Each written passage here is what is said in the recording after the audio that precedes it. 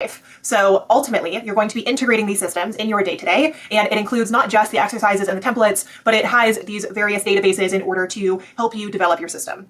As we scroll down, you have your home navigation hub. So this will help you jump to any place within the template. So for example, the home button will lead you back to this home space, and all of the different navigation features will lead to the individual pages. Here you also have the course resources hub. This is going to lead you to the individual lessons in the LifeOS course. We are constantly updating those modules, examples, and resources. So make sure to check back if you ever need a refresher and you need to check in and follow some of those exercises. Down here we have your vision, your projects and tasks, as well as your action plan. So as you know, the two primary pillars of LifeOS are vision and action. So under vision, we have your life compass, and this leads to the life compass page. Ultimately, we have 4 exercises for life compass. And what we wanted to be able to do was have a place where you can go ahead and actually update your life compass as things change in your day-to-day life. So let's say that you went through a major life change, you changed careers, you had a child, and now it looks like things in the future may look a little bit different than you might have predicted when you did this exercise the first time. So then all you would need to do is go duplicate that particular prompt set, add the date, and then you can have a collection of all of your life compass updates over time. We're gonna go ahead back to the main hub. Then we have the future sketch, and similar to the life compass, this has all of the different prompts, and you can go ahead and update it with your different dates and such in order to track your progress over time and see how your priorities may shift. We also have your quarterly quests. Your quarterly quests is the place where you're going to be applying the GPS method in order to make your plan for the next 90 days. And you can go ahead and update this periodically every single quarter. And this is also a place where you can check in and add your progress. I'm going to go over the template and whatnot in just a moment, but I just want to go through the main navigation. We also have your projects and tasks. That kind of is what it sounds like. It hosts all of the different projects that you have underway. And if we go into the projects hub in particular, every individual project has a template. So you have your template, which includes all of the different tasks, and you can actually add it onto the timeline or directly into your task manager. All of these things are embedded. So whenever you add a new project, a new task, anything like that, it's going to go ahead and populate into this database so that when you make any of those additions or if you take anything away, then it's going to make the change over the entire hub. So that way things aren't living in multiple places. It's just well integrated, like a very well organized second brain.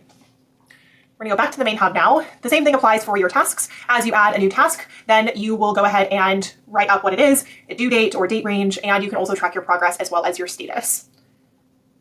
Your action plan is consistent with your focus log. So we have your focus log here. This is where you can track the focus session that you have going. Every time you go ahead and make a new page, it's going to go ahead and create the created time. And then when you finish, you can go ahead and add the end time. Then we also have this focus mode section. So you can actually log what kind of focus you were in for that particular time period and track patterns and your progress over time.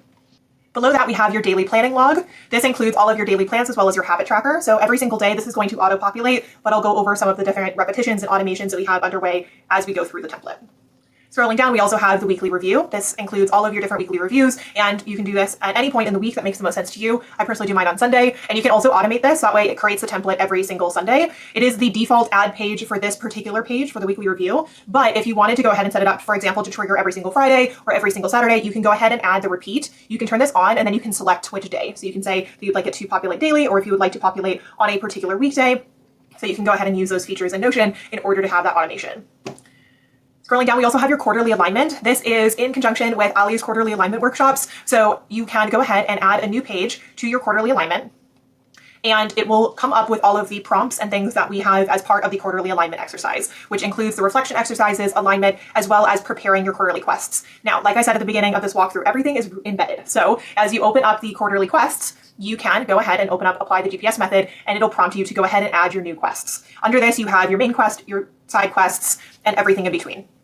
I'm going to go ahead and scroll back out to the main hub. Now we're going to scroll down to your habit tracker. Now your habit tracker is connected to your daily planner or your morning manifesto, and it has all of these different sections. Now, one important thing about the habit tracker is that it's going to go ahead and populate both how long you have maintained your streak as well as your current streak. This is going to populate over here. The only thing is that if you want to make any updates to it, it's a tiny bit complicated. So all of the steps are outlined here, and I'm also going to add a walkthrough tutorial on how to do it as well. So don't need to worry. There are many walkthroughs throughout this template, so that way hopefully it will be nice and easy to use. Scrolling down, we also have your quest, projects, and task tracker, and this helps you see overview of all of your different goals, quarterly quests, priorities, etc. So as you can see here, we have your work main quest, your life main quest, your side quests, your weekly priorities, which you're going to do during your weekly review, your projects, and your tasks. If you want to filter this so that way it only shows a few things, then you can, but we have also added the quarterly quests, the project timeline, the task tracker, and all of this in the table view as well. So all of your various options are available here, but you can always adjust them if you would like.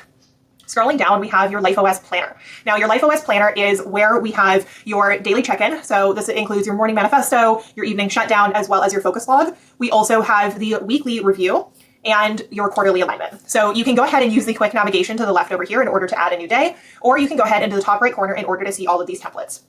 Now, like I said, the daily planner is going to auto-populate on weekdays. So it's going to populate Monday to Friday, and you can adjust this by going to the three buttons or the three dots and change the repetition. If you would prefer for it not to have an automation, you can always turn this off. And like I said, you can also create the automation for the weekly review as well as the quarterly alignment if that is something that would be helpful to you. Now I'm going to go ahead and just quickly walk you through these templates. So we have your daily review or your daily planner, and this includes your morning manifesto, the focus log, and the evening shutdown.